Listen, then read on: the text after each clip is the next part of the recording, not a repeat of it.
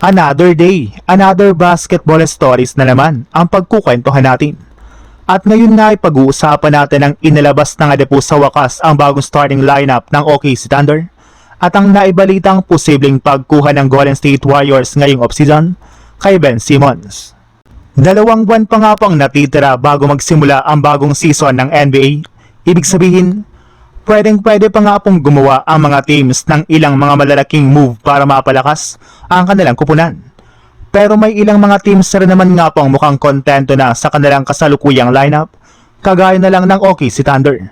Matapos nga po silang magtanggal at mag-trade ng kanilang mga key player, ay wala na rin naman nga po silang balak na gumawa pang muli ng isa pang malaking move o kumuha ng isang bagong player sa free agency market o di sa trade market. Malaki pa rin naman nga po ang kanilang tiwala sa kanilang kasalukuyang lineup, lalong-lalo na sa kanilang bagong starting five na bubuuhin na Shai Gilgeous-Alexander, Cason Wallace, Jalen Williams, Chet Holmgren at Isaiah Hartenstein.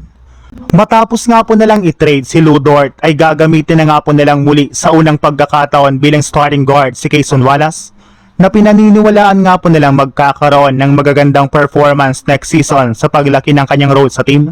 Kaya expected na nga po nakakayanin pa rin nilang talunin ang majority ng mga teams sa Western Conference.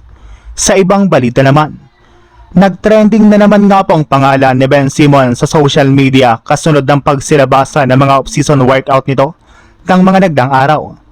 Hindi nga po kagaya ng mga nagdaang taon ay tuluyan na nga po itong nakarecover mula sa natamo nitong injury sa kanyang likod.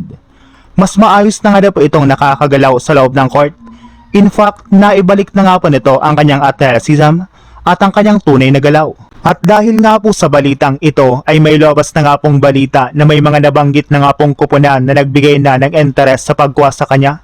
At isa na nga po dito ay ang front office ng JSW na kasalukuyan naghahanap kayo ng panibagong playmaker at scorer na tutulong kay Curry.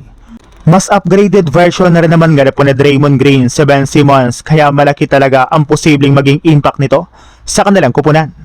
Pero since nga po hindi mapagkakatiwalaan ang pangangatawan nito, ay pwede rin naman nga po nila siyang pansamantalang bigyan ng non-guaranteed contract o di kay 10-day contract upang sa ganon ay kailangan muna nga po nitong patunayan ang kanyang sarili na kaya nga po niyang ibalik ang kanyang laro.